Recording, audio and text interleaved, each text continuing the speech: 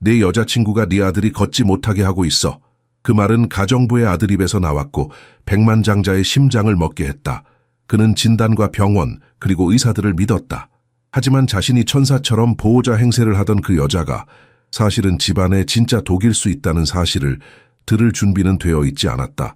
그리고 아버지가 그녀의 진짜 정체를 알게 된 후 내린 결정은 온 터키를 충격에 빠뜨렸다. 해질녘 안동의 고풍스러운 종갓집 한옥에서 구도영은 창가에 앉아 마당을 바라보았다. 봄바람이 살구꽃 향기를 실어오는 마당에는 단 석 달 전까지만 해도 아들 시연이 뛰어다니던 자리였다. 이제 그 자리에는 빈 공간만이 남아 아버지의 가슴을 날카로운 비수처럼 찔렀다. 아버지, 오늘은 다리가 더 아파요. 방 안에서 들려오는 6살 시연의 작은 목소리에 도영의 눈시울이 붉어졌다. 그는 침을 삼키며 자신의 감정을 가다듬었다. 남자답게, 가장답게 강해야 한다는 무거운 책임감이 그의 어깨를 짓눌렀다. 선영재단의 후계자로서 400년 종가의 장손으로서 그는 약해 보이는 것을 허락받지 못했다. 곧 나아질 거야 아들아. 도영은 방으로 들어가 시연의 이마에 손을 얹었다. 아이의 다리는 이불 아래 형체만 남아있었다. 달리던 다리, 씨름에서 이겼다고 자랑하던 다리, 첫 번째 태권도, 띠를 맬 때 펄쩍 뛰던 그 다리가 이제는 쓸모없는 살덩이가 되어버렸다. 문이 열리고 윤하진이 들어왔다. 고급스러운 한복 차림에 단아한 그녀의 모습은 전통과 현대가 조화롭게 어우러진 듯했다. 1년 반 전 전통차 대회에서 만난 그녀는 도영의 삶에 새로운 희망을 가져왔다. 아내 민서가 폐암으로 세상을 떠난 후 도영과 시현에게 하진은 쓰러져가는 가문에 다시 빛을 비추는 존재였다. 도영 씨, 시현이 약 시간이에요. 하진이 전통 오칠 쟁반에 한약을 담아 가져왔다. 이번에는 제가 직접 정성껏 달인 약이에요. 청심환에 구기자와 특별한 영지버섯을 넣었어요. 도영은 고개를 숙여 감사를 표했다. 전직 한의사인 하진은 시현의 병세를 관리하는 데 헌신적이었다. 대형 병원 의사들이 원인 불명의 신경 손상이라고만 진단한 후 하진은 전통 한의학으로 시현을 치료하겠다고 나섰다. 도영에게 그녀의 존재는 절박한 상황에서 만난 구원자와도 같았다. 저녁이 깊어가는 시간, 가정부 박순자의 11살 아들 석진이 도영의 서재문을 조심스레 두드렸다. 항상 조용하고 예의 바른 아이였던 석진의 얼굴은 공포로 일그러져 있었다. 선영 회장님. 아이의 목소리는 떨렸다. 양손으로 낡은 야구 모자를 꼭 쥔 채 석진은 불안하게 주위를 살폈다. 석진아, 무슨 일이냐? 도영은 놀라서 묵직한 참나무 책상에서 일어났다. 아이는 목소리를 낮추었다. 윤 선생님이 시현이가 걷지 못하게 해요. 순간 도영의 심장이 멈춘 듯했다. 무슨 말이냐? 제가 봤어요. 석진의 손이 떨렸다. 그녀가 시현이 음료수에 작은 병에서 뭔가를 넣는걸요. 시현이가 마시기 싫어하면 더 아프게 될 거라고 말해요. 회장님, 저 정말 무서워요. 석진의 진심 어린 눈빛에서 도영은 단순한 아이의 상상이 아님을 직감했다. 그의 내면의 불안한 의심의 그림자가 깊게 드리워지기 시작했다. 비로소 그는 아들의 갑작스러운 병세 변화와 하진의 지나친 간병 개입이 단순한 우연이 아닐 수 있다는 생각에 전율했다. 새벽녘 도영은 400년 된 종갓집에 마루에 홀로 앉아 있었다. 고목나무 기둥 사이로 스며드는 달빛이 그의 지친 얼굴을 비추었다. 석진의 충격적인 말은 그의 영혼에 커다란 구멍을 뚫어놓았다. 선영 가문의 대를 이을 유일한 아들이 누군가에 의해 의도적으로 해를 입고 있다는 생각은 그의 존재 자체를 흔들었다. 아버지, 제가 어찌 이런 일을 의심하지 못했을까요? 도영은 돌아가신 아버지에게 속삭였다. 종가의 가보로 전해지는 청자 향로에서 피어오르는 유향 연기가 그의 주변을 감쌌다. 그는 다시 한번 시현의 병세가 시작된 순간을 되짚어 보았다. 지난 정월대 보름, 시현은 마을 아이들과 함께 연날리기 대회에서 상을 받았다. 그날 저녁 하진이 특별히 준비했다는 보양식을 먹은 후 시현은 처음으로 다리에 힘이 빠진다고 호소했다. 처음에는 단순한 피로로 생각했지만 날이 갈수록 상태는 악화되었고 석 달이 지난 지금 시현은 완전히 휠체어 신세가 되었다. 도영의 머릿속에서 그간의 기억들이 새롭게 재구성되었다. 하진이 시현의 약과 음식을 철저히 관리하기 시작한 시기, 가정부와 다른 가족들이 시현의 간병에서 점차 배제되어 온 과정, 그리고 대학병원 진료를 거부하며 한의학 치료만을 고집했던 하진의 태도가 이제는 의심스러운 패턴으로 보였다. 전통의학만이 시연이를 살릴 수 있어요. 현대의학은 우리 전통의 깊이를 이해하지 못해요. 하진의 말이 메아리처럼 귓가에 맴돌았다. 도영은 갑자기 자신이 얼마나 맹목적으로 그녀를 신뢰했는지 깨달았다. 선영그룹의 경영을 맡으며 날카로운 판단력으로 유명했던 그가 가장 소중한 아들의 건강에 관해서는 왜 그토록 무방비했던 것일까? 창밖으로 안동의 산자락이 어둠 속에서 서서히 모습을 드러내기 시작했다. 새벽을 알리는 달구름 소리가 멀리서 들려왔다. 도영은 천천히 일어나 시연의 방으로 향했다. 문을 살짝 열자 자는 아이의 얼굴이 보였다. 한때 태권도장에서 최고의 기합 소리로 칭찬받던 활기찬 아이가 이제는 창백한 얼굴로 힘겹게 숨을 쉬고 있었다. 도영은 아들의 손을 조심스럽게 잡았다. 아버지가 반드시 진실을 밝혀낼게. 약속한다. 방을 나온 도영은 결심했다. 감정에 휘둘리지 않고 증거를 수집해야 했다. 하진과의 직접적인 대립은 시현을 더 위험에 빠뜨릴 수 있었다. 그는 선영 가문 대대로 내려오는 가훈을 떠올렸다. 참된 지혜는 고요함 속에서 피어난다. 그는 침착하게 행동해야 했다. 아침 식사 시간, 하진은 평소와 같이 우아하게 전통 다식을 내어놓았다. 도영은 미소 지으며 평소와 다름없이 행동했지만 그의 눈은 하진의 모든 움직임을 주시했다. 특히 그녀가 시현의 음식을 준비하는 과정을 유심히 관찰했다. 오늘은 시현이가 좋아하는 송편을 준비했어요. 체력 회복에 도움이 될 거예요. 하진의 말에 도영은 고개를 끄덕였다. 그러나 그의 머릿속에서는 이미 하진의 진실을 밝혀낼 계획이 형성되고 있었다. 가문의 명예와 아들의 생명이 걸린 문제, 그는 결코 실패할 수 없었다. 도영은 하진과의 직접적인 대립 없이 진실을 파헤치기로 결심했다. 그는 평소처럼 선영그룹 본사로 출근하는 척하며 차에 올랐지만 정문을 벗어나자마자 곧장 방향을 바꿔 옛 대학 친구인 김상우의 병원으로 향했다. 산구는 서울대 의대에서 신경학 교수로 재직 중인 권위자였다. 도영아, 무슨 일이 있었길래 이렇게 급히 연락한 거야? 상우는 오랜 친구의 얼굴에 드리운 그림자를 보며 물었다. 병원 카페의 한적한 구석에 앉아 도영은 모든 것을 털어놓았다. 시현의 갑작스러운 상태 악화, 석진의 증언, 그리고 하진에 대한 의심까지. 말을 마치자 그의 얼굴은 수치심으로 붉어졌다. 선영 가문의 자존심 높은 종손이 자신의 나약함을 인정하는 것은 쉬운 일이 아니었다. 내가 아들을 지키지 못했어. 상우는 잠시 침묵했다. 도영아, 네가 말한 증상은 신경계 독소 중독과 일치해. 특히 근육 이완제를 지속적으로 투여했을 때 나타나는 형태야. 무슨 뜻이야?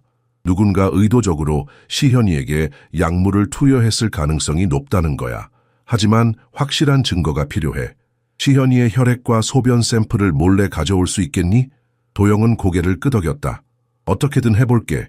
안동으로 돌아오는 길, 도영의 머릿속은 복잡한 생각으로 가득 찼다.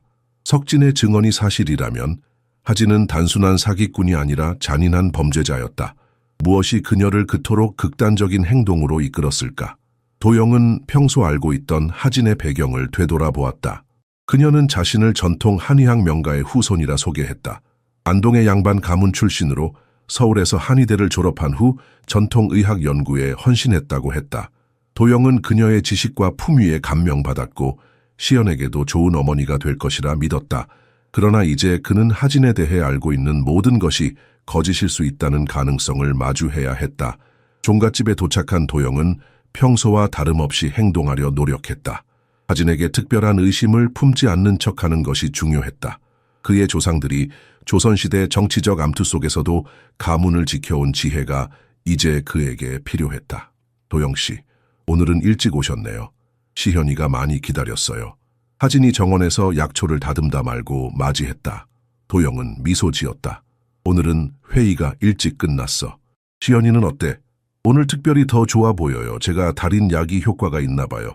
하진의 말에 도영은 억지로 고개를 끄덕였다. 밤이 깊어지자 도영은 조용히 서재를 잠그고 노트북을 열었다.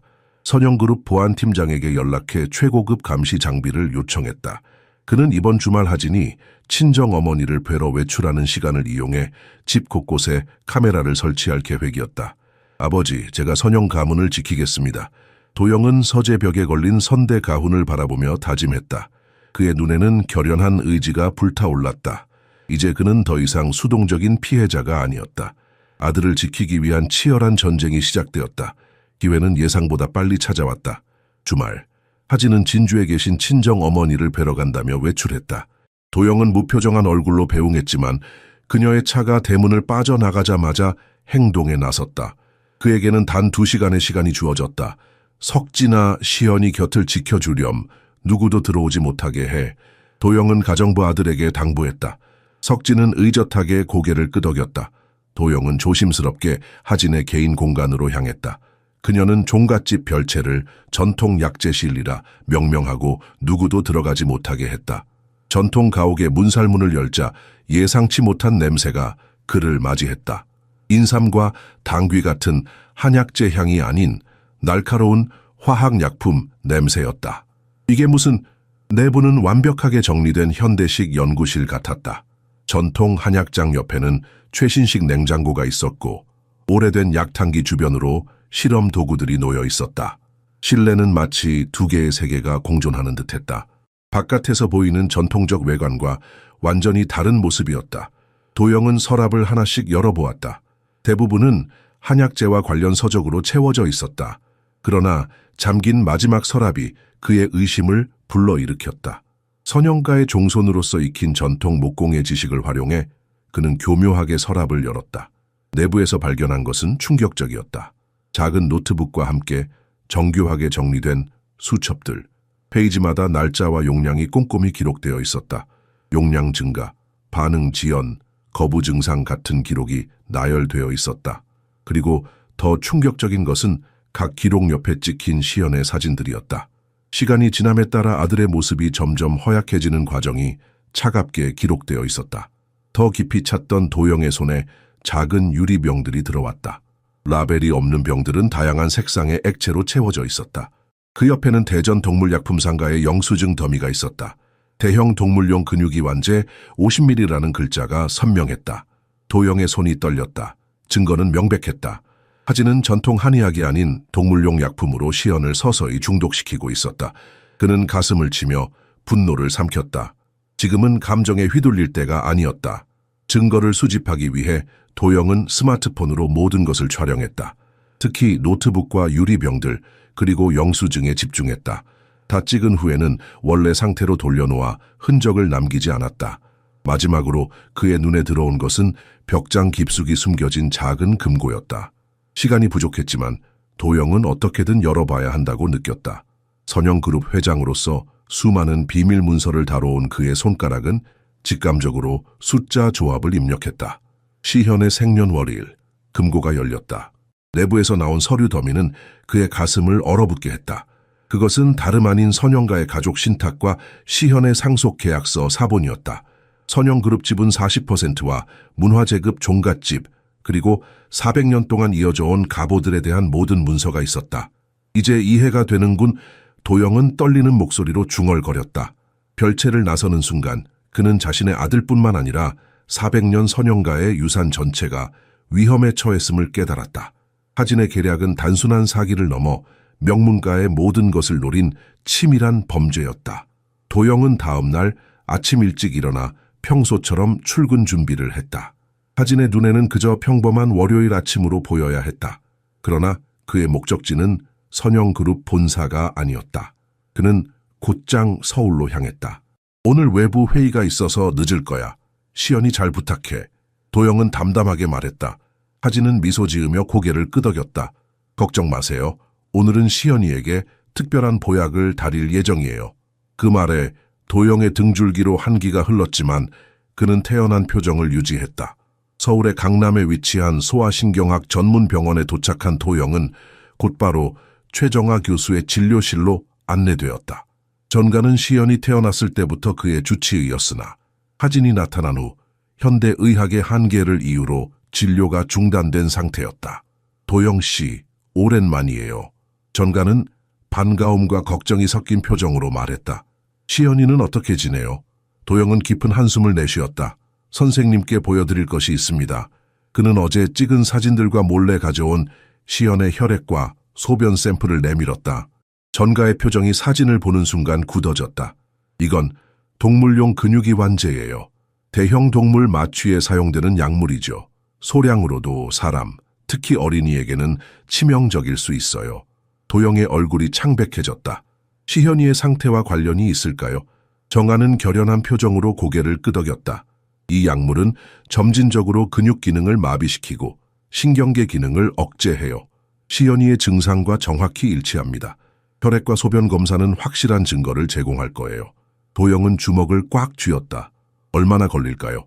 급행으로 처리해 드릴게요. 내일까지는 결과가 나올 거예요. 전가는 잠시 망설이다가 말을 이었다. 도영 씨, 이건 심각한 범죄예요. 경찰에 신고해야 합니다. 증거가 확실해지면 그럴 겁니다. 하지만 지금은 도영의 목소리가 떨렸다. 하진이 의심하면 시현이가 더 위험해질 수 있어요. 전가는 이해한다는 듯 고개를 끄덕였다. 그럼 다른 방법으로 접근해 봅시다. 제가 공식적인 가정 방문 진료를 요청하는 건 어떨까요? 오래된 환자를 걱정하는 의사로서 자연스러운 방문이라면 하진도 거부하기 어려울 거예요. 도영의 눈이 빛났다. 가능할까요? 물론이죠. 시현이의 지난 건강 기록을 검토하는 차원에서 방문하겠다고 하면 돼요. 그동안 저는 다른 의사들과 상담해서 시현이의 상태가 독성 물질 중독과 일치하는지 확인할게요. 도영은 전가의 손을 꼭 잡았다. 정말 감사합니다, 선생님. 병원을 나오는 길에 도영은 마음속으로 작전을 세웠다. 증거 수집과 동시에 시현을 보호할 방법이 필요했다. 그는 차 안에서 잠시 생각에 잠겼다가 결단을 내렸다. 선영그룹의 보안 책임자인 강태석에게 전화를 걸었다. 태석 씨, 긴급한 개인 보안 문제가 있네. 비밀 유지가 필수야. 회장님, 무슨 일이십니까? 내 아들이 위험해. 최고급 감시 장비와 믿을 수 있는 요원 2명이 필요해. 통화를 마친 도영은 거울에 비친 자신의 모습을 바라보았다. 그의 눈에는 더 이상 혼란이나 공포가 아닌 확고한 결의가 서려 있었다. 시연을 위험에 빠뜨린 자들은 그가 어떤 사람인지 곧 알게 될 것이다. 온화한 기업인이 아닌 400년 선영가를 지켜온 전사의 피를 물려받은 아버지의 분노를. 다음날 이른 아침 도영은 혼자만의 시간을 갖기 위해 종갓집 뒤편 소나무 숲으로 향했다. 이곳은 조상들이 명상을 위해 찾던 장소로 400년 동안 선영가의 중요한 결정들이 내려진 곳이었다. 이제 도영도 가문의 운명을 좌우할 계획을 세우고 있었다. 도영의 지시에 따라 강태석은 밤사이 최첨단 감시 장비를 준비했다. 선영그룹의 보안 책임자로서 태석은 기업 비밀과 임원 보호를 위한 최고의 전문가였다. 그는 2명의 신뢰할 수 있는 요원과 함께 안동으로 향했다. 장비는 완전히 은폐 가능한 것으로 준비했습니다, 회장님. 태석이 작은 가방을 열어 보여주었다. 초소형 고해상도 카메라와 음성 감지 센서입니다. 전통 가옥의 인테리어를 해치지 않으면서도 완벽하게 감시할 수 있습니다. 도영은 고개를 끄덕였다. 설치는 언제 가능한가? 하진 씨가 외출할 시간이 필요합니다. 최소 1시간이요. 도영은 잠시 생각에 잠겼다. 내일 정가 선생님이 방문 진료를 오실 예정이야. 그 시간에 하진을 데리고 나가겠네. 그동안 작업을 마쳐야 해. 충분합니다. 설치 위치는 어디로 할까요? 도영은 종이에 한옥의 구조를 빠르게 스케치했다. 주방, 하진의 약재실, 그리고 시연이 방이 가장 중요해. 특히 약재실은 철저히 감시해야 해. 태석은 메모하며 고개를 끄덕였다. 회장님, 한 가지 여쭈어봐도 될까요? 이 상황이 법적으로. 도영의 날카로운 시선에 태석은 말을 멈췄다. 내 아들이 독살당하고 있네. 법적 문제는 내가 책임지겠어. 태석은 더 이상 질문하지 않았다. 도영의 단호한 표정에서 그의 결심이 확고함을 알 수 있었다. 이틀 후 최정아 교수가 약속대로 방문했다. 도영은 자연스럽게 하진에게 제안했다. 하진 씨, 전가 선생님과 시현이 검진하는 동안 우리 잠시 나가지 않겠어? 대구에 좋은 한약재 시장이 있다고 하던데. 하진은 잠시 망설이는 듯했지만 곧 미소 지었다. 좋아요. 시현이 치료에 필요한 약재도 구해야 했어요. 하진과 도영이 대구로 향하는 동안 태석과 그의 팀은 신속하게 종갓집에 들어왔다. 전가는 시현의 검진을 진행하면서 태석에게 필요한 시간을 벌어주었다. 이런 전통 가옥에 현대 기술을 설치하다니. 태석은 400년 된 목재 기둥에 초소형 카메라를 설치하며 중얼거렸다. 팀은 총 12개의 카메라와 6개의 음성 감지기를 전략적 위치에 설치했다. 특히 하진의 약재실에는 가장 정교한 장비가 집중되었다. 모든 데이터는 도영의 개인 서버로 직접 전송되도록 설정되었다. 작업을 마친 태석은 도영에게 문자를 보냈다. 준비 완료. 대구에서 돌아오는 길, 도영은 하진과 평소처럼 대화를 나누었다. 그의 연기는 완벽했다. 하진은 조금의 의심도 품지 않는 듯했다. 저녁 식사 후 시연을 재운 도영은 서재에 들어가 모니터를 켰다. 12개의 화면이 선명하게 한옥 곳곳을 보여주었다. 하진이 약재실에서 무언가를 조제하는 모습이 보였다. 도영은 깊은 숨을 들이마셨다. 이제 그는 모든 증거를 수집할 수 있을 것이다. 이제 시작이다. 도영은 조용히 중얼거렸다. 선영가의 종손으로서 그리고 아버지로서 그는 결코 물러설 수 없었다. 종갓집의 고요한 오후 도영은 선대 종손들이 남긴 문서를 정리하고 있었다. 감시 카메라는 하진의 모든 움직임을 기록하고 있었지만 결정적인 증거를 포착하기까지는 시간이 필요했다. 그동안 도영은 하진의 과거에 대해 더 알아보기로 했다. 선영가의 서재는 조선시대부터 이어져 온 문화유산과도 같은 공간이었다. 나무 향이 가득한 이곳에는 대대로 내려온 문집과 족보, 그리고 현대에 이르러 수집된 각종 서적들이 가득했다. 하진은 이곳의 먼지와 오래된 책 냄새를 싫어한다며 거의 발걸음하지 않았다. 그녀가 말한 안동 양반가는 정말 존재할까? 도영은 중얼거리며 지역 족보를 뒤적였다. 갑자기 그의 손이 멈췄다. 영남의 명문가라는 책 사이에서 한 장의 사진이 미끄러져 나왔다. 도영은 호기심에 사진을 집어들었다.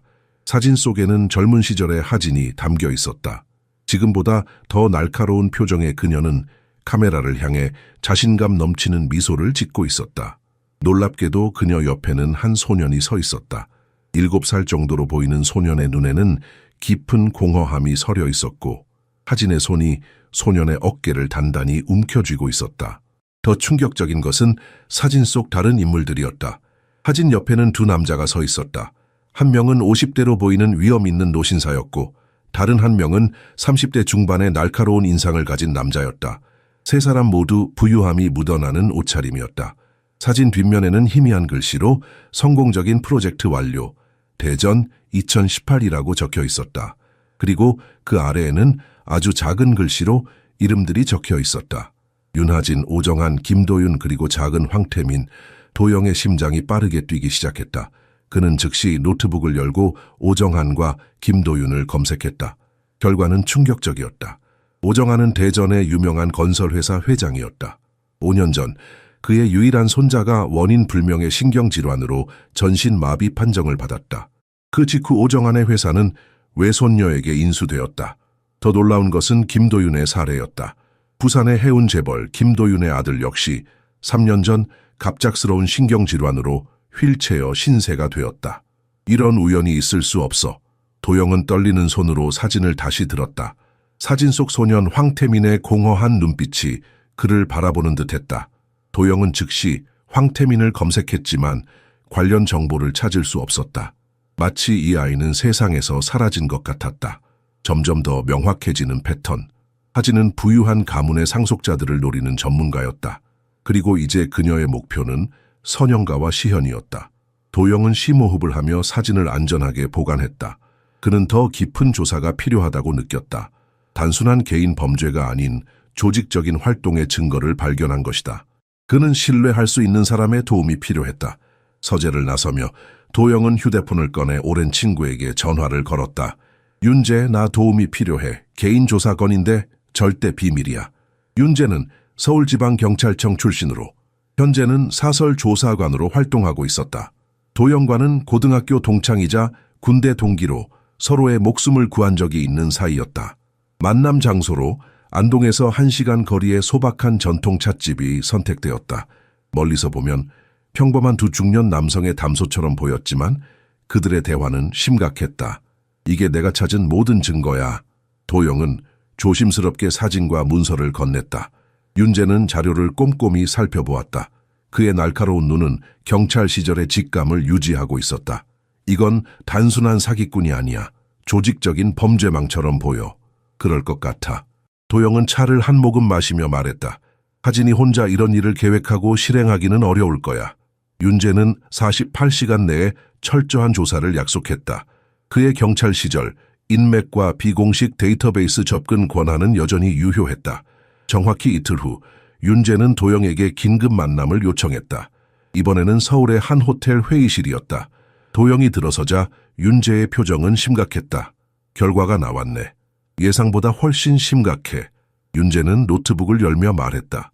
윤재가 발견한 정보는 충격적이었다. 하진의 본명은 이수희였다. 그녀는 윤하진, 박미영, 조은정 등 여러 가명으로 활동해왔다. 더 충격적인 것은 그녀의 과거였다.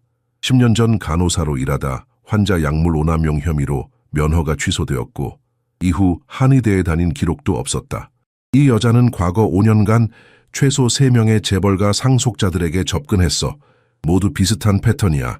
가족에게 접근해 신뢰를 얻은 후 상속자에게 원인 모를 질병이 발생해. 그리고 그녀가 특별한 치료를 담당하면서 상태는 악화되지. 윤재는 화면을 넘겨 더 많은 자료를 보여주었다. 이게 더 중요해. 그녀 뒤에는 상속자 관리 전문 조직이 있어.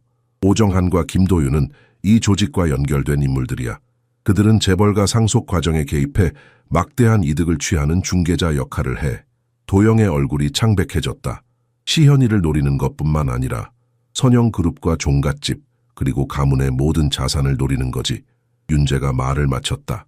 그들의 수법은 교묘해. 상속자가 마비 상태가 되면 가족은 절망 속에서 신탁관리라는 명목으로 자산 운용을 이들에게 맡기게 돼. 시간이 지나면 모든 재산이 조금씩 빠져나가는 거야. 도영은 분노로 떨렸다. 이들을 어떻게 막을 수 있지? 증거가 필요해. 결정적인 증거. 윤재는 진지하게 말했다. 하진이 실제로 시연이에게 약물을 투여하는 장면, 그리고 그녀와 조직 간의 연결을 증명할 수 있는 통화나 문서가 있어야 해. 도영은 고개를 끄덕였다. 감시 카메라가 그녀의 모든 행동을 기록하고 있어. 곧 증거를 잡을 수 있을 거야. 그때까지 시연이는 안전할까?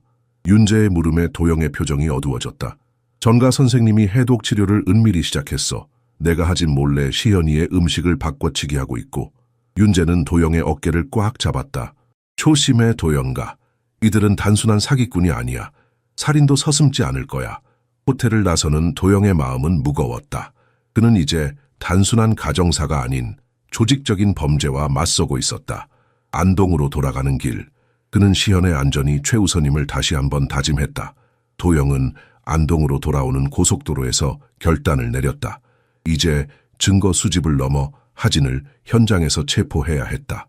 하지만 시현의 안전이 최우선이었다. 그는 차를 잠시 쉼터에 세우고 최정아 교수에게 전화했다. 선생님, 하진이 시현에게 치명적인 약물을 투여하고 있다는 증거를 찾았습니다. 이제 그녀를 체포할 계획이에요. 정가의 목소리가 긴장되었다. 시현이를 어떻게 보호할 계획이세요? 체포 과정에서 하진이 극단적인 행동을 할 수도 있어요. 도영은 깊은 숨을 내쉬었다. 그래서 선생님의 도움이 필요합니다. 둘은 치밀한 계획을 세웠다. 전가는 공식적인 의학회의를 핑계로 시현을 대학병원으로 데려갈 것이다. 그곳에서 시현은 안전하게 보호받으며 필요한 치료를 받을 수 있었다. 동시에 도영은 하진이 없는 동안 결정적인 증거를 확보하고 그녀가 돌아왔을 때 함정을 설치할 것이다. 모든 준비가 끝나면 연락드리겠습니다. 그때 시현이를 데려가 주세요. 안동에 도착한 도영은 평소와 다름없이 행동했다. 하진의 눈에는 그저 출장에서 돌아온 피곤한 남자일 뿐이었다. 그는 시현의 방에 들러 아들의 이마에 키스했다. 아빠, 언제 다시 걸을 수 있어요? 시현의 물음에 도영의 가슴이 찢어지는 듯했다. 곧 아들, 아주 곧. 그는 시현의 작은 손을 꼭 쥐었다. 다음 날 아침 도영은 강태석에게 연락했다. 최종 작전을 준비하게. 범인을 현장에서 체포할 계획이야. 태석은 고개를 끄덕였다. 모든 준비가 끝났습니다. 녹화된 영상도 이미 충분한 증거가 될 겁니다. 도영은 서재에서 감시 화면을 확인했다. 지난 며칠간의 영상은 충격적이었다.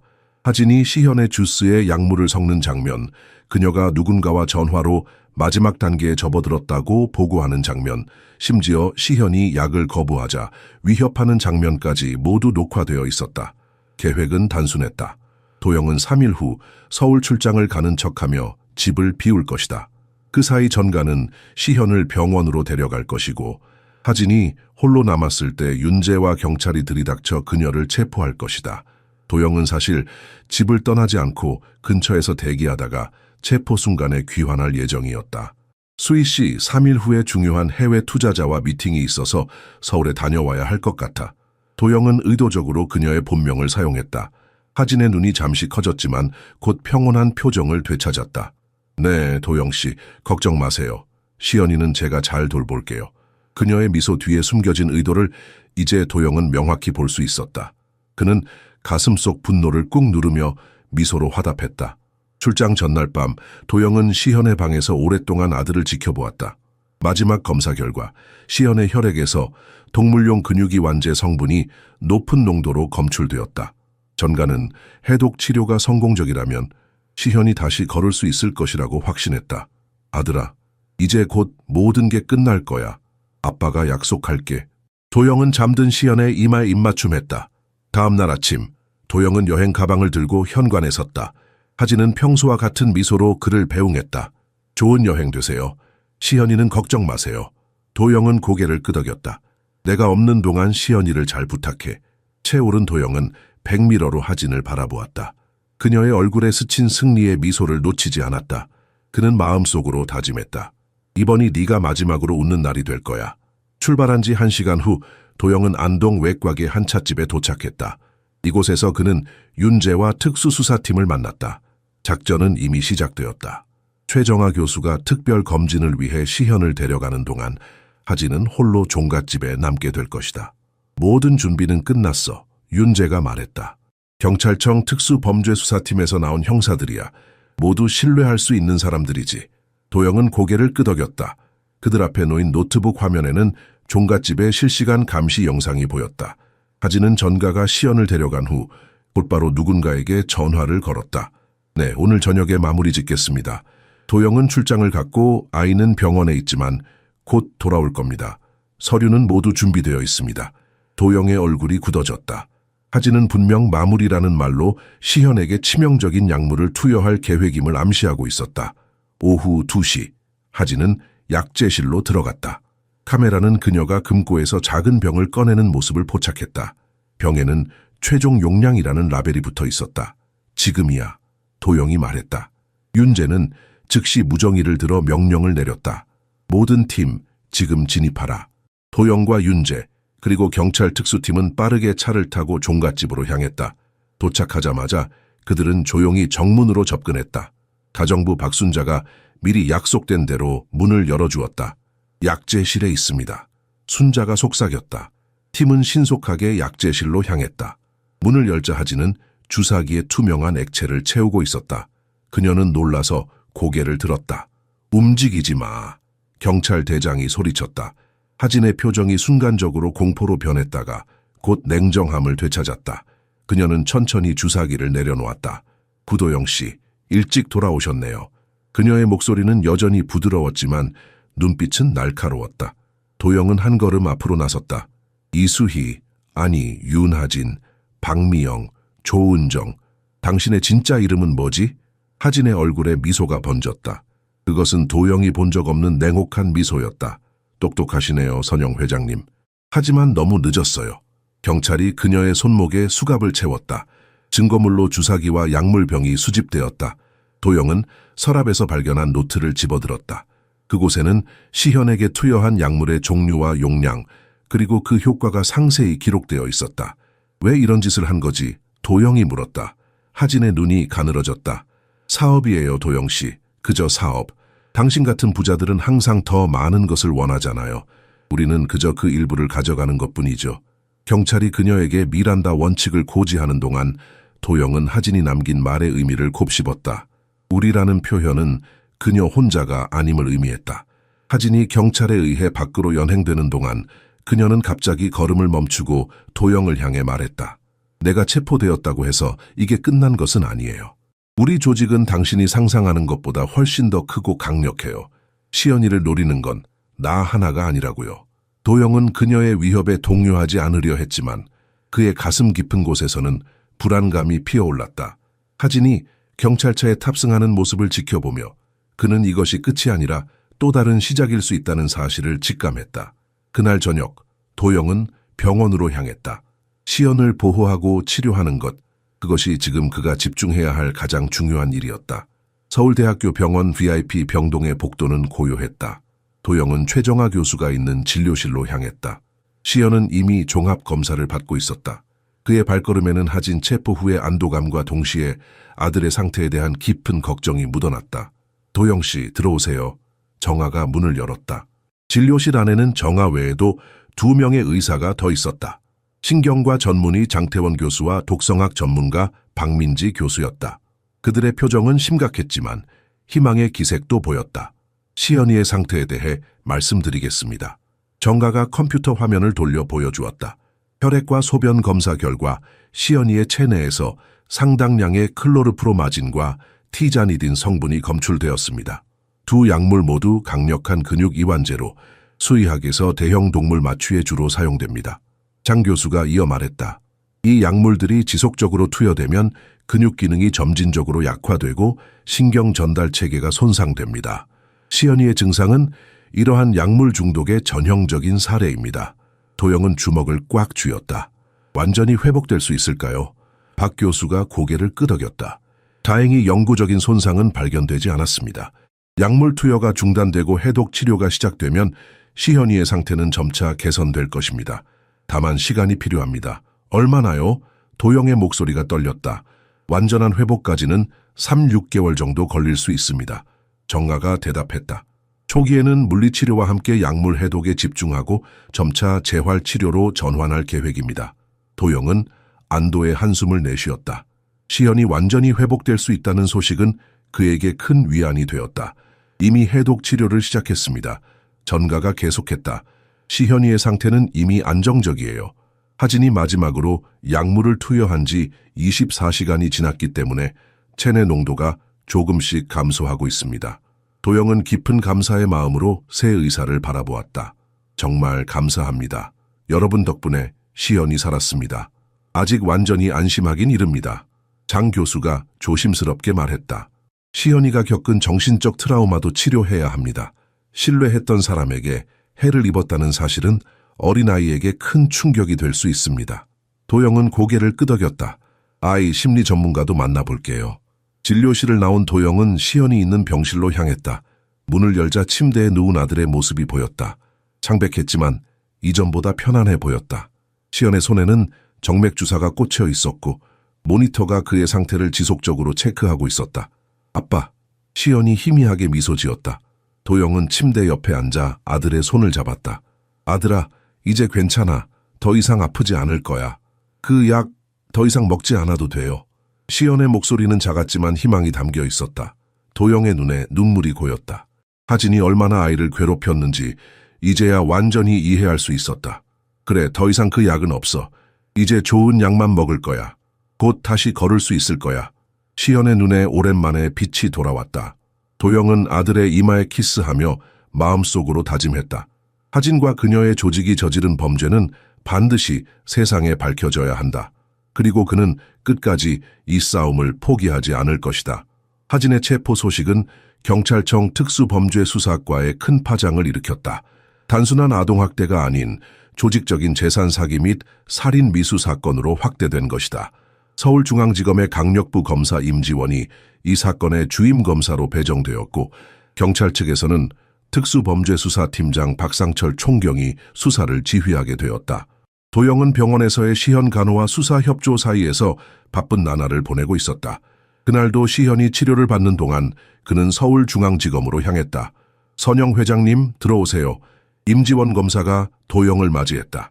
검사실에는 박상철 총경과 디지털 포렌식 전문가 김현우가 함께 있었다. 테이블 위에는 하진의 노트북과 휴대폰이 놓여 있었다. 중요한 발견이 있어 회장님을 모셨습니다. 임 검사가 말했다. 하진 아니 이수희의 디지털 기기에서 광범위한 범죄 조직의 존재를 확인했습니다. 김현우가 노트북을 열어 자료를 보여주었다. 이메일과 메신저 기록을 분석한 결과 상속관리연구회라는 이름의 조직이 최소 5년간 활동해온 것으로 확인됩니다. 이 조직은 부유한 가문의 상속자들을 노리고 체계적으로 접근, 무력화시킨 후 재산을 탈취하는 방식으로 운영되었습니다. 총 몇 명의 피해자가 있습니까? 도영이 물었다. 박 총경이 무거운 목소리로 대답했다. 현재까지 확인된 피해자는 7명입니다. 모두 재벌가나 대기업 회장의 자녀 또는 손자들이죠.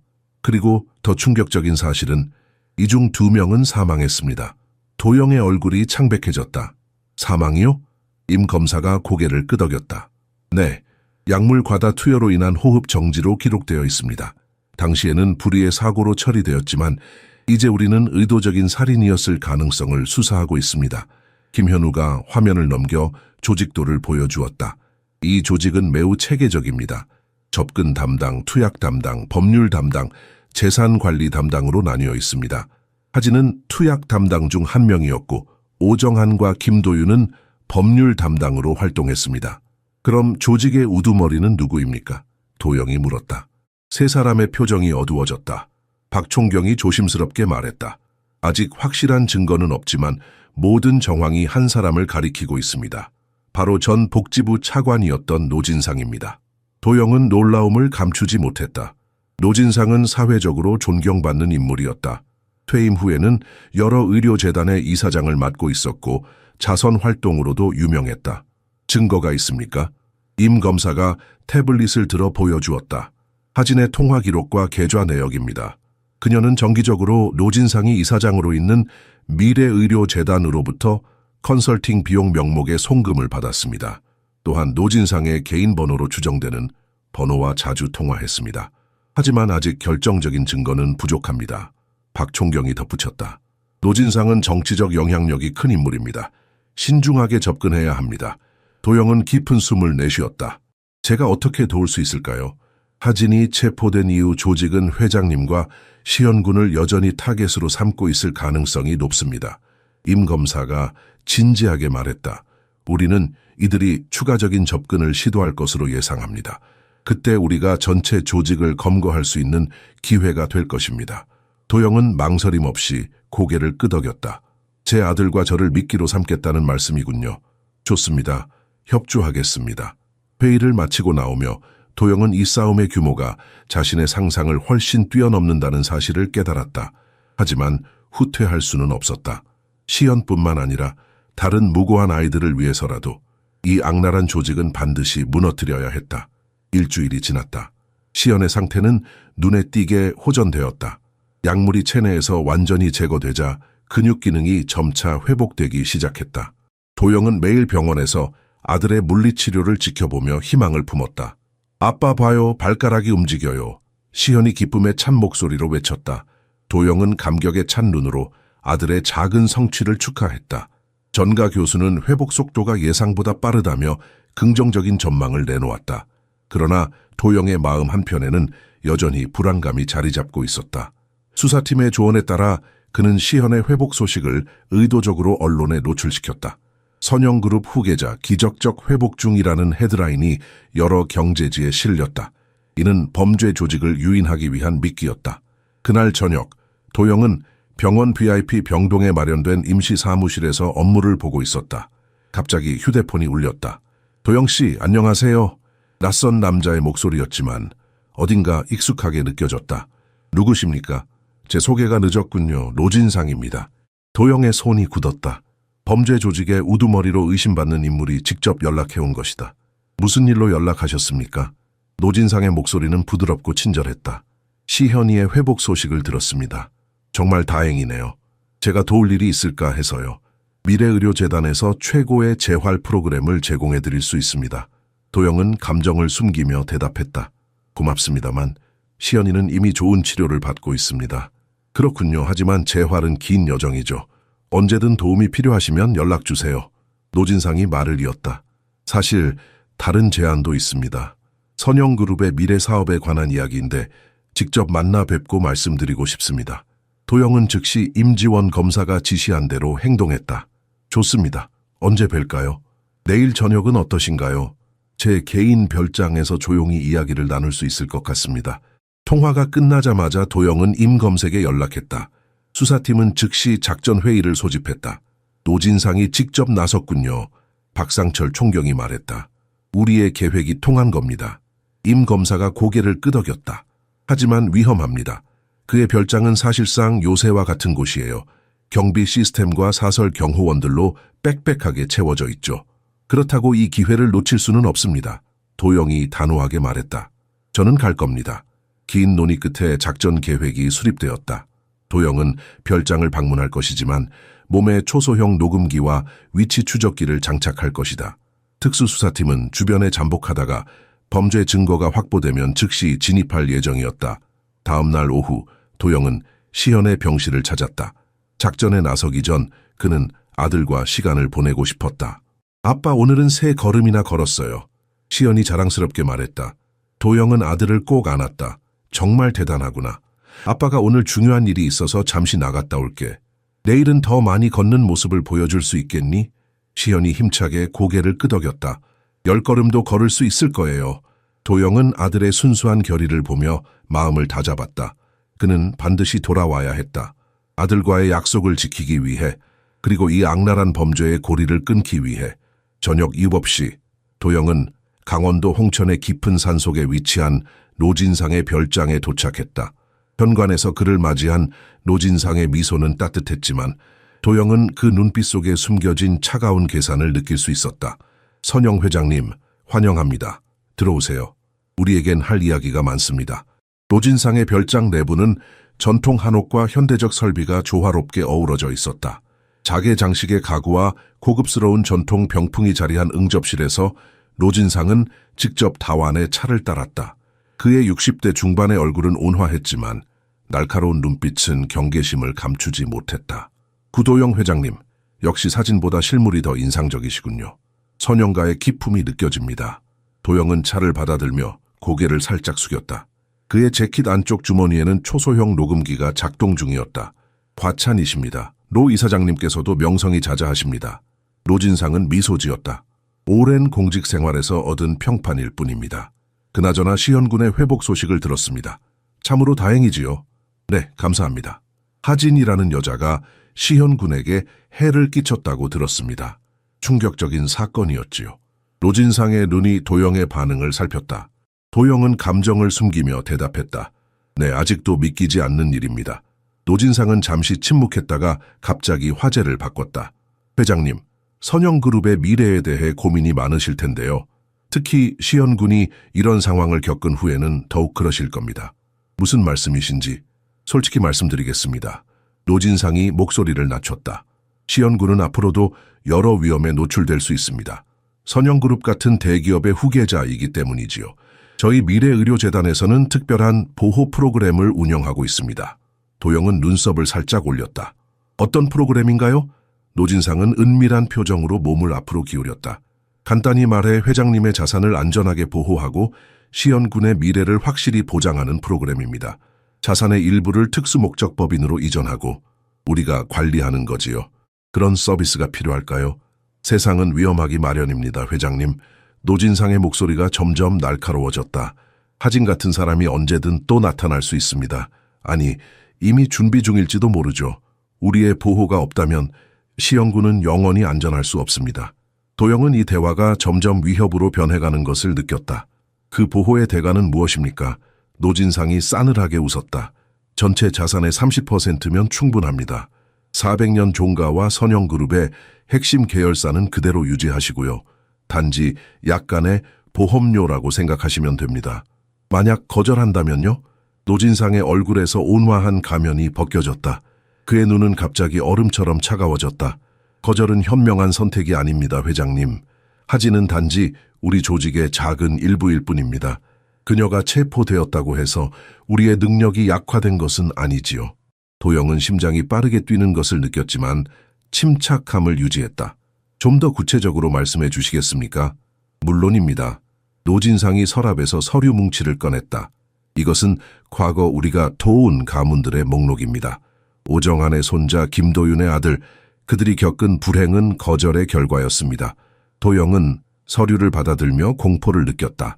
그곳에는 여러 재벌가 후계자들의 사진과 상세한 의료 기록, 그리고 해결 방법이 적혀 있었다. 각 사례마다 약물 종류와 투여 방법이 상세히 기록되어 있었다. 이건 살인 모의 증거군요. 도영이 차분히 말했다. 노진상은 어깨를 으쓱했다. 사업이라고 봐주시죠.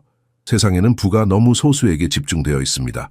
우리는 그것을 좀 더 공평하게 분배하는 일을 하는 겁니다. 도영은 노진상을 똑바로 바라보았다. 다른 피해자 가족들은 왜 신고하지 않았죠? 그들에게는 선택권이 없었습니다. 후계자가 불구가 된 상태에서 가문의 체면을 지키기 위해 우리의 제안을 받아들이는 게 최선이었으니까요.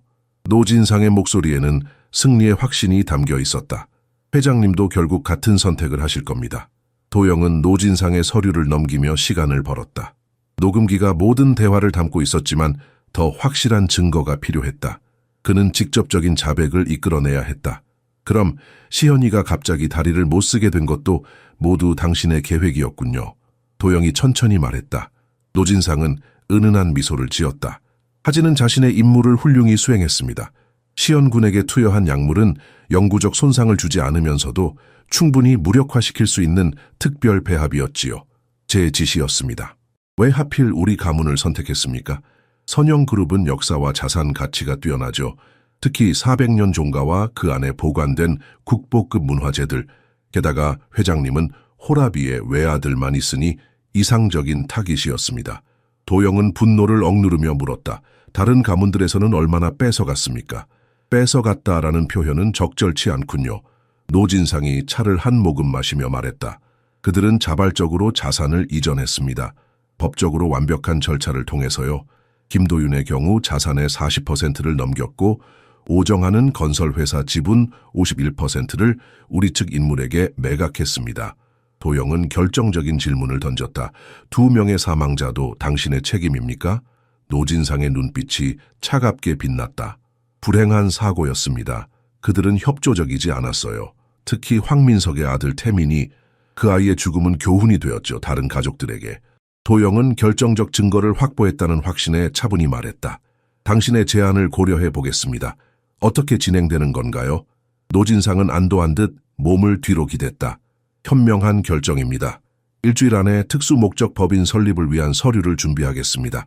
회장님은 단지 서명만 하시면 됩니다. 그때 노진상의 비서가 조용히 들어와 그의 귀에 무언가를 속삭였다. 노진상의 표정이 급격히 어두워졌다. 회장님 무슨 일을 벌이신 겁니까? 그의 목소리에 분노가 묻어났다. 도영은 차분히 대답했다. 당신이 말한 대로 시현이의 안전을 위한 보험을 들었을 뿐입니다. 갑자기 밖에서 시끄러운 소리가 들려왔다. 헬리콥터 소음과 함께 확성기 소리가 울려 퍼졌다.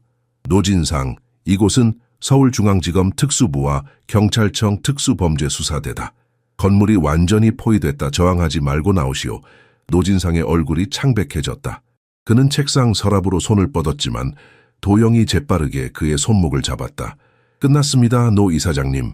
문이 열리고 특수부대원들이 방으로 들이닥쳤다. 임지원 검사와 박상철 총경이 맨 앞에 서 있었다. 노진상 당신을 살인공모 상해 협박 그리고 조직범죄 혐의로 체포합니다. 임 검사가 단호하게 말했다. 노진상은 경찰에게 체포되며 도영을 노려보았다. 큰 실수를 했소, 구 회장. 우리 조직은 당신이 생각하는 것보다 훨씬 더 깊고 넓소. 도영은 그저 고개를 저었다. 당신의 협박은 이제 아무 의미 없습니다. 모든 것이 녹음되었고 당신의 서류도 증거로 확보됐습니다. 임 검사가 도영에게 다가왔다. 회장님, 위험한 작전이었습니다. 노진상이 무장한 경호원들을 대기시켰다는 정보를 입수했었습니다. 하지만 성공했군요. 도영이 대답했다. 내 덕분에 범죄 조직의 핵심을 제거할 수 있었습니다. 노진상의 별장에서 발견된 서류들은 지난 10년간의 범죄 활동을 모두 증명할 것입니다. 도영은 창밖을 바라보았다. 밤하늘에 떠있는 보름달이 마치 그들의 승리를 축하해주는 것 같았다. 400년 종가의 후계자로서 그리고 한 아이의 아버지로서 그는 마침내 가족을 위협한 악의 그림자를 몰아낼 수 있었다. 노진상의 체포 소식은 다음 날 아침 모든 뉴스의 헤드라인을 장식했다. 전 복지부 차관, 재벌가 상속자 표적 범죄 조직 운영 혐의로 구속. 사건의 전모가 드러나면서 한국 사회는 충격에 빠졌다. 특히 피해자 가족들이 두려움으로 침묵했던 사실이 알려지자 공분이 일었다. 도영은 이 모든 소식을 병원에서 지켜보았다. 그에게 가장 중요한 것은 시현의 완전한 회복이었다. 노진상의 체포 다음 날 최정아 교수는 특별 의료팀을 구성했다. 독성학 전문가 박민지 교수, 소아신경학자 장태원 교수, 그리고 재활의학 전문의 윤성호 교수가 합류했다. 시현 군의 상태가 생각보다 복잡합니다. 정아가 회의실에서 설명했다. 노진상의 별장에서 발견된 의료 기록에 따르면 하진이 투여한 약물은 일반적인 동물용 근육이완제가 아니라 특수 제작된 합성 약물이었어요. 박 교수가 태블릿을 들어 화면을 보여주었다. 이 약물은 기존 티자니딘의 변형 버전으로 체내에서 분해되는 속도가 매우 느립니다. 그래서 일반적인 해독 방법으로는 완전히 제거하기 어려워요. 도영의 얼굴이 창백해졌다. 그럼 시연이는? 걱정 마세요. 장 교수가 재빨리 말했다. 희소식은 노진상의 별장에서 이 약물의 정확한 성분 분석과 해독제 공식을 발견했다는 겁니다. 그들은 자신들의 사업을 위해 모든 것을 철저히 문서화했어요. 윤 교수가 덧붙였다. 이미 해독제 제조를 시작했습니다. 48시간 이내에 첫 번째 치료를 시작할 수 있을 거예요. 도영은 안도의 한숨을 내쉬었다. 정말 감사합니다, 선생님들. 이틀 후 시현은 특별치료실로 옮겨졌다. 하얀 가운을 입은 의료진들이 조심스럽게 정맥 주사를 놓았다. 투명한 액체가 천천히 시현의 혈관으로 흘러들어갔다. 아빠, 이게 나을 수 있게 해주는 거예요? 시현이 물었다. 도영은 아들의 손을 꼭 잡았다. 그래, 이제 진짜 좋은 약이란다. 치료는 일주일 동안 하루 2번씩 진행되었다. 처음에는 변화가 미미했지만 사흘째부터 놀라운 발전이 시작되었다. 시현의 다리 근육에 힘이 돌아오기 시작했고 발가락과 발목의 움직임이 훨씬 자연스러워졌다. 이건 기적입니다. 정아가 감격스러운 표정으로 말했다. 약물이 체내에서 빠르게 중화되고 있어요. 도영은 매일 시현의 물리치료에 참여했다. 아들이 재활 도구를 잡고 힘겹게 다리를 움직일 때마다 그의 마음은 희망과 자부심으로 가득 찼다. 시현의 의지는 놀라웠다. 아이는 한 번도 포기하지 않았고 매일 조금씩 더 나아졌다. 아빠, 저 걸을 수 있을 것 같아요. 치료 10일째 되는 날, 시현이 흥분된 목소리로 말했다. 물리치료사의 도움을 받아 시현은 평행봉 사이에 섰다. 떨리는 다리로 천천히 한 발을 내디뎠다. 그리고 또 한 발. 비록 작은 걸음이었지만 그것은 완전한 회복을 향한 큰 진전이었다. 도영의 눈에 눈물이 고였다. 대단하구나, 시현아. 그날 저녁 시현이 잠든 후 도영은 병원 옥상에 올랐다. 서울의 밤하늘을 바라보며 그는 지난 몇 개월을 되돌아보았다. 하진의 배신, 시현의 고통, 노진상과의 대면, 그리고 이제 찾아온 희망까지. 그동안의 여정은 그를 완전히 다른 사람으로 변화시켰다. 병실로 돌아온 도영은 평화롭게 잠든 시현의 임에 키스했다. 이제 정말 괜찮아질 거야, 아들아. 약속할게. 서울중앙지방법원 앞은 이른 아침부터 취재진과 시민들로 붐볐다. 세기의 재판이라 불리는 노진상과 그의 범죄 조직에 대한 첫 공판이 열리는 날이었다. 도영은 차분한 표정으로 법정에 들어섰다. 어머니의 유품인 오래된 나침반을 양복 주머니에 넣고 왔다. 400년 선영가의 후손으로서 그는 정의의 방향을 잃지 않겠다는 의지의 상징이었다. 법정 안으로 들어서자 노진상과 그의 공범들이 피고인석에 앉아 있었다. 하진, 이수희도 그 중에 있었다. 그녀는 도영과 눈이 마주쳤지만 곧 시선을 돌렸다. 한때 시연을 독살하려 했던 그녀의 모습에서 이제는 공허함만이 느껴졌다. 재판부 입정합니다. 판사가 입장하자 법정이 조용해졌다. 임지원 검사는 강력한 모두 진술로 재판을 시작했다. 존경하는 재판장님, 이 사건은 단순한 범죄가 아닙니다. 이것은 우리 사회의 가장 취약한 구성원인 아이들을 대상으로 한 조직적이고 체계적인 악행입니다. 피고인들은 부와 권력을 얻기 위해 무고한 아이들을 독살하고 그들의 미래를 앗아갔습니다. 증거 제시가 시작되었다.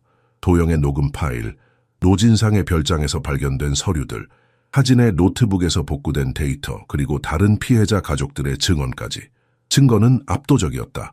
가장 충격적인 순간은 황태민의 부모가 증언대에 섰을 때였다. 그들의 아들은 노진상의 조직에 의해 과다 약물 투여로 사망한 첫 번째 희생자였다. 우리 아들은 겨우 8살이었습니다. 황태민의 어머니가 떨리는 목소리로 말했다. 그들은 우리에게 협조하지 않으면 가족 모두가 위험할 거라고 위협했습니다. 우리는 두려워서 침묵했습니다. 노진상의 변호인은 모든 혐의를 부인하며 증거의 적법성에 이의를 제기했지만 재판장은 대부분 기각했다.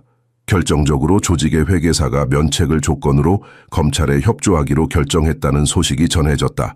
그는 지난 10년간의 모든 금융거래와 피해자 목록을 제공했다. 오후 세션에서 도영이 증언대에 섰다.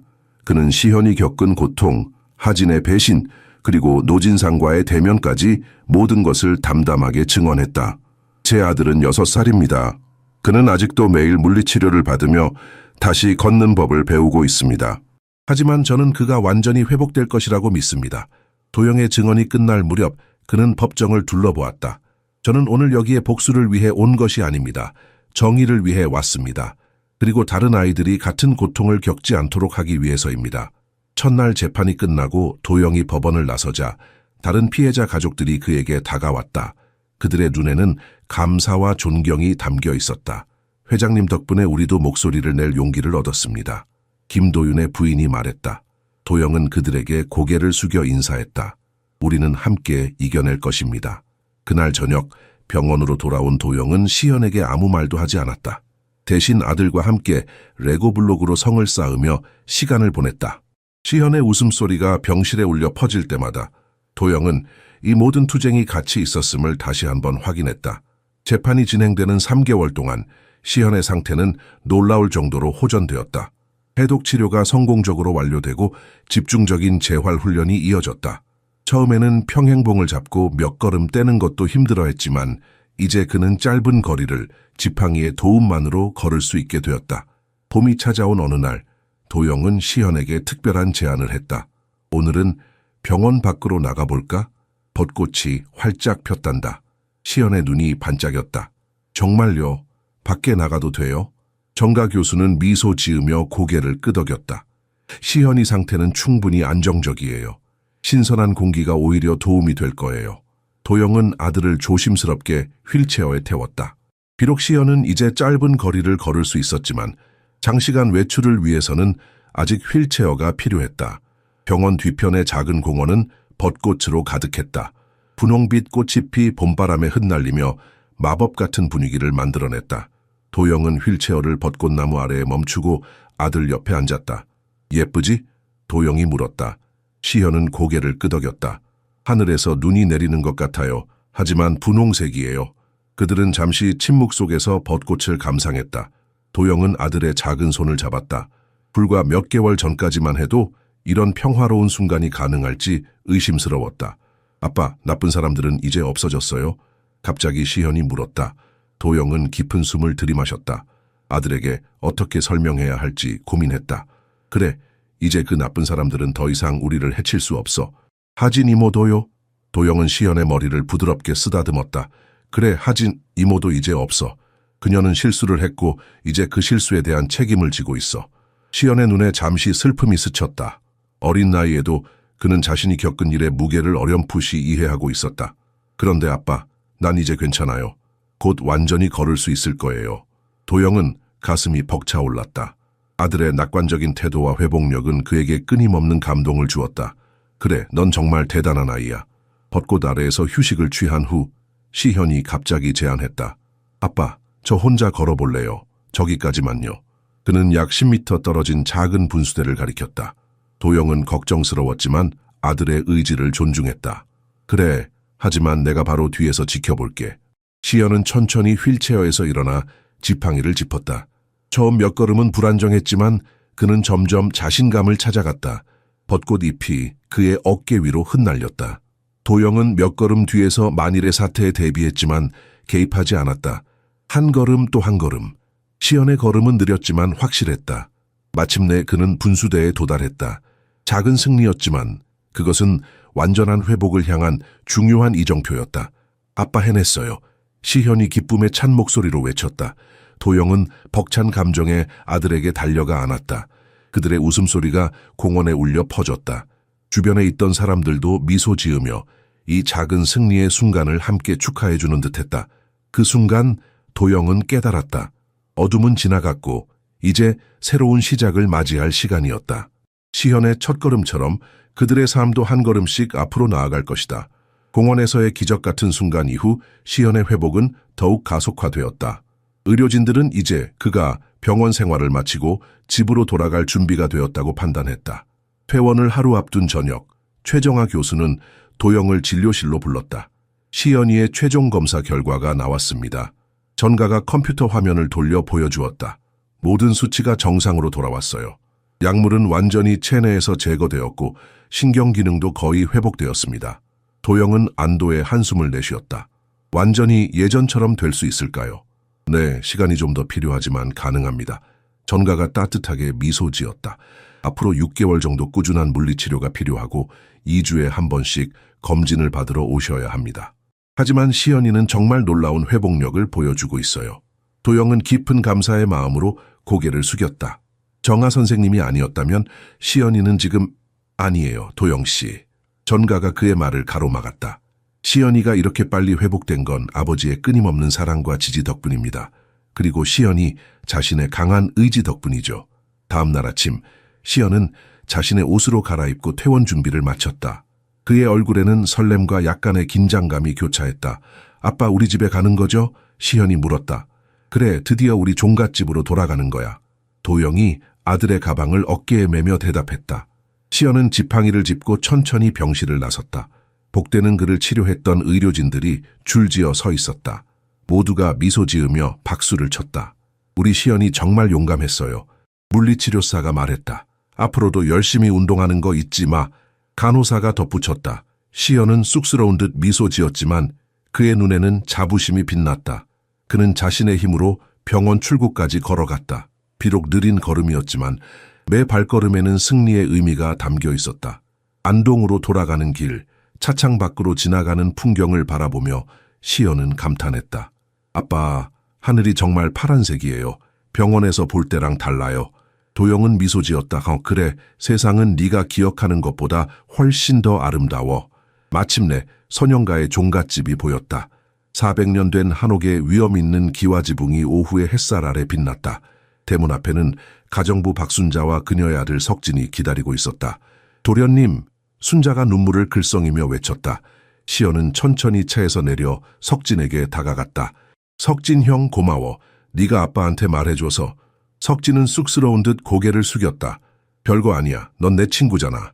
도영은 석진의 어깨를 살며시 토닥였다. 이 용감한 소년이 없었다면 모든 것이 달라졌을 것이다. 시연은 지팡이를 짚고 천천히 대문을 통과했다. 익숙한 마당과 연못, 오래된 소나무가 그를 방했다. 그는 잠시 멈춰 서서 깊게 숨을 들이마셨다. 집 냄새가 좋아요. 시연이 말했다. 그날 저녁 도영은 선대 종손들의 위패가 모셔진 가묘를 찾았다. 그는 조상들 앞에 무릎을 꿇고 깊이 고개를 숙였다. 조상님들, 시현이가 무사히 돌아왔습니다.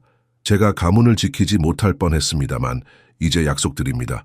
선영가의 이름을 더욱 빛내고 우리의 전통과 가치를 지켜나가겠습니다. 방으로 돌아온 도영은 시현의 침대 곁에 앉았다. 아이는 이미 깊은 잠에 빠져 있었다. 병원 생활을 마치고 오랜만에 자신의 침대에서 자는 평화로운 모습이었다. 도영은 아들의 이마에 키스했다. 이제 우리 집에 돌아왔어. 진짜 집에. 창밖으로 보이는 보름달이 종갓집 마당을 은빛으로 물들였다. 400년의 역사를 간직한 이 공간에서 도영은 처음으로 진정한 평화를 느꼈다. 모든 시련을 이겨낸 지금 그는 아버지로서 그리고 선영가의 종손으로서 더욱 강해졌음을 알았다. 가을이 깊어가는 어느 맑은 날 선영가의 종갓집 마당은 특별한 행사를 위해 준비되었다. 노란 은행잎과 붉은 단풍이 마당을 수놓은 가운데 도영은 시연의 회복을 축하하는 작은 의식을 마련했다. 전통 의상인 도포를 입은 도영은 400년 선영가의 위엄을 대표하는 모습이었다. 모두 와주셔서 감사합니다. 도영이 모인 사람들에게 인사했다.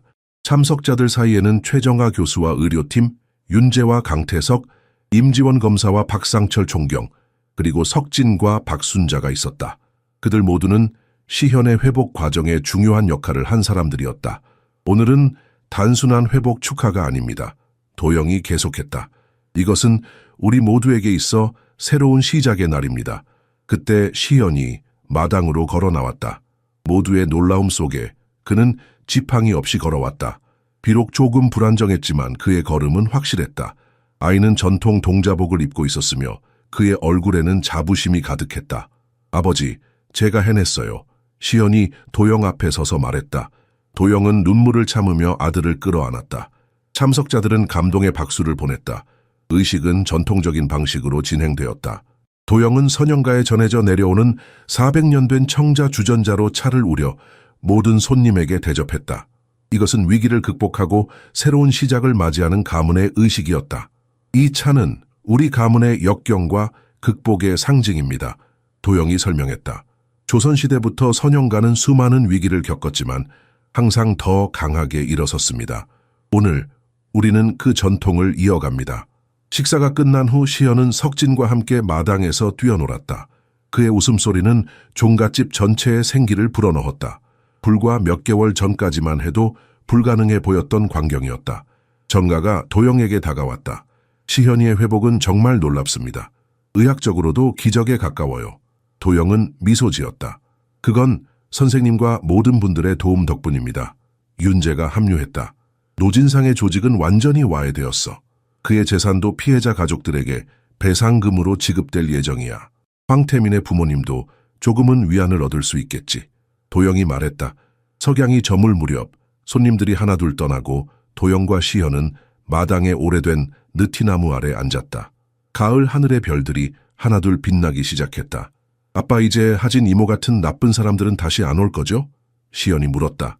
도영은 아들의 머리를 쓰다듬었다. 세상에는 나쁜 사람들도 있고 좋은 사람들도 있단다.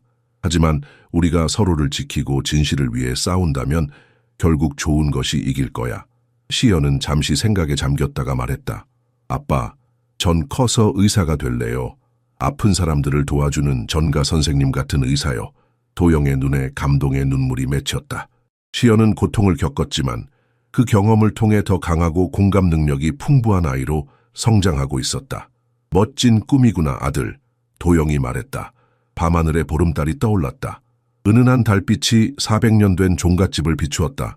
이 오래된 벽들은 수많은 이야기를 간직하고 있었고 이제 도영과 시현의 이야기도 그 일부가 되었다. 아빠, 난 우리 집이 좋아요. 시현이 졸린 목소리로 말했다. 도영은 아들을 안아 들었다. 시현은 아버지의 품에 안겨 잠이 들었다. 그의 얼굴은 평화로웠고 더 이상 고통의 그림자는 없었다. 도영은 잠든 아들을 바라보며 마음속으로 다짐했다. 이 작은 생명을 지키기 위해, 그리고 400년 선영가의 명예를 지키기 위해 그는 어떤 어둠과도 맞서 싸울 것이다. 그리고 그 싸움에서 승리했다. 좋은 꿈 꾸렴, 시현아. 이제 모든 것이 괜찮아질 거야. 도영은 속삭였다. 밤하늘의 별들이 이 약속을 증인처럼 지켜보고 있었다.